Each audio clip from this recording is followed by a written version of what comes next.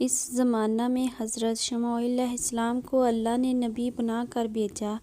آپ لوگوں کو دین کی دعوت دیتے اور نیک کام کرنے کی تلقین کرتے۔ آپ تورات کے حافظ تھے۔ بنی اسرائیل کے بہت سے لوگ آپ پر ایمان لے آئے اور آپ کی تعلیمات پر عمل کرنے لگے۔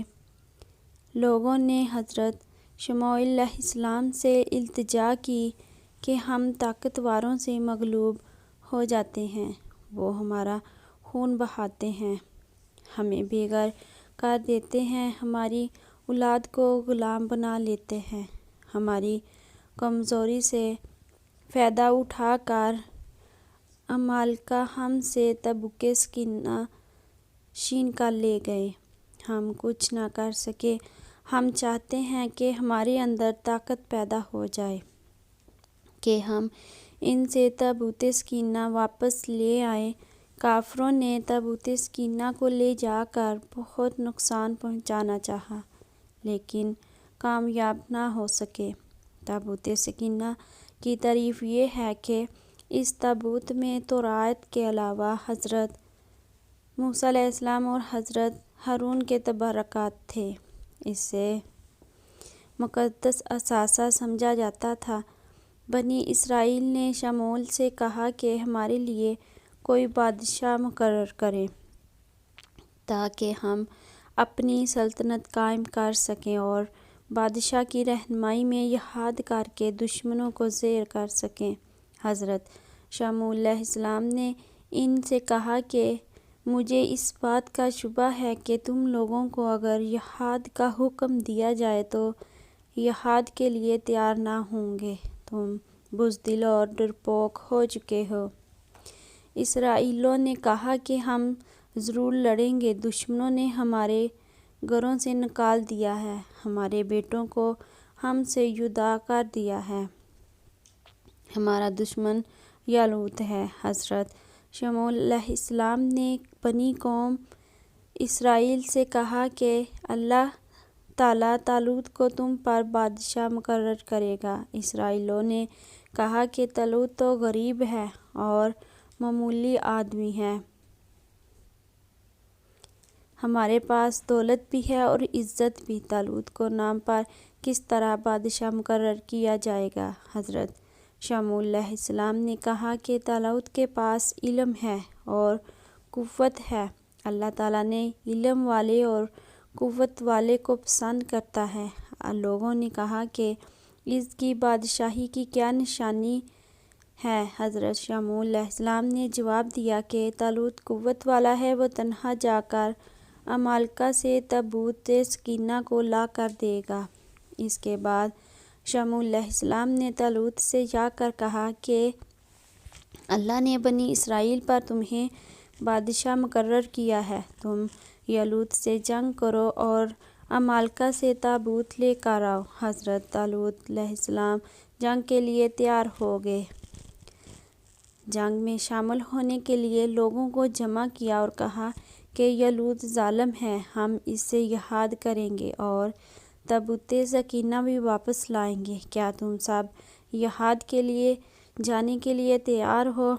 قوم اسرائیل نے کہا کہ ہم کیوں نہ جہاد کریں گے۔ جہاد میں شامل ہونے کے لیے بہت بڑی تعداد میں لوگ طالوت کے پاس گئے اور جہاد میں شرکت کرنے کی خواہش ظاہر کی۔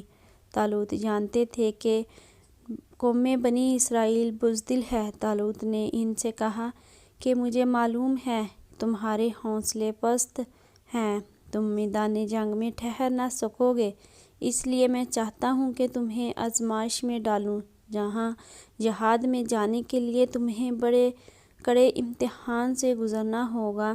جو لوگ اس آزمائش میں پورے اتریں گے وہی دشمن کا مقابلہ کر سکیں گے۔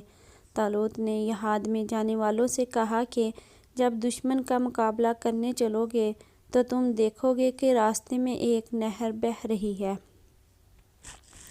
طالوت جانتے تھے کہ قوم بنی اسرائیل بزدل ہے۔ طالوت نے ان سے کہا کہ مجھے معلوم ہے کہ تمہارے حوصلے پست ہیں، تم میدان جنگ میں ٹھہر نہ سکو گے، اس لیے میں چاہتا ہوں کہ تمہیں آزمائش میں ڈالوں۔ جہاد میں جانے کے لیے تمہیں کڑے امتحان سے گزرنا ہوگا۔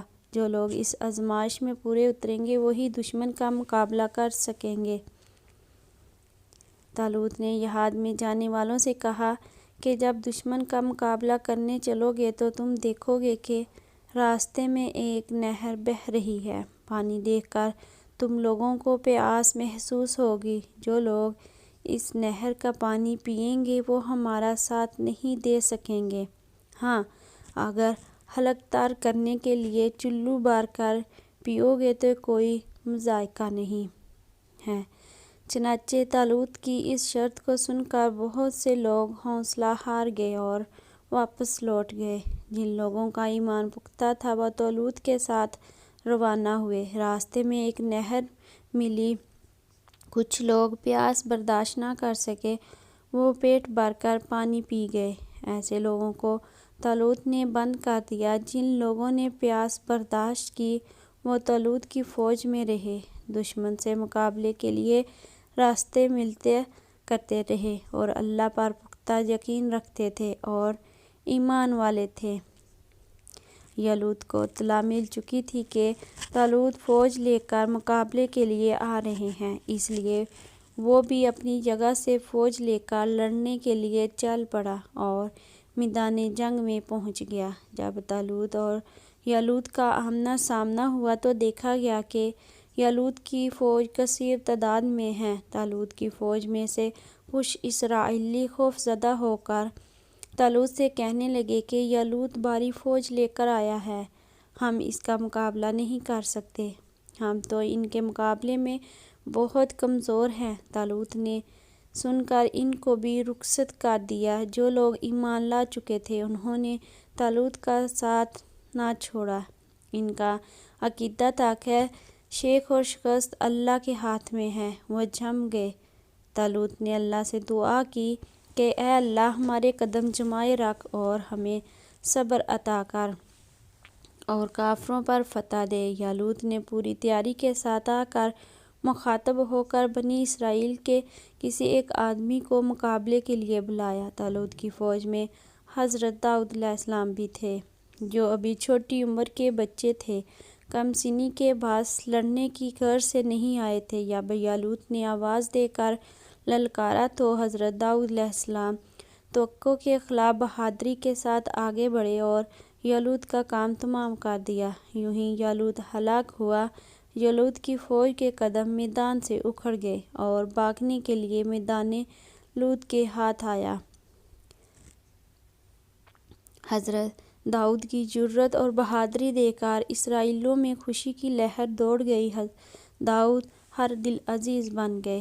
داؤد جب پختہ عمر کو پہنچے تو اللہ نے انہیں نبی بنایا اور داؤد پر زبور نازل کی۔ آپ نے بنی اسرائیل کی رہنمائی کی اور بادشاہ بھی تھے۔ اللہ نے آپ کو خلیفہ کے لقب سے نوازا۔ چینل کو سبسکرائب کریں، ویڈیو کو لائک اور شیئر کریں۔ ویڈیو دیکھنے کا شکریہ۔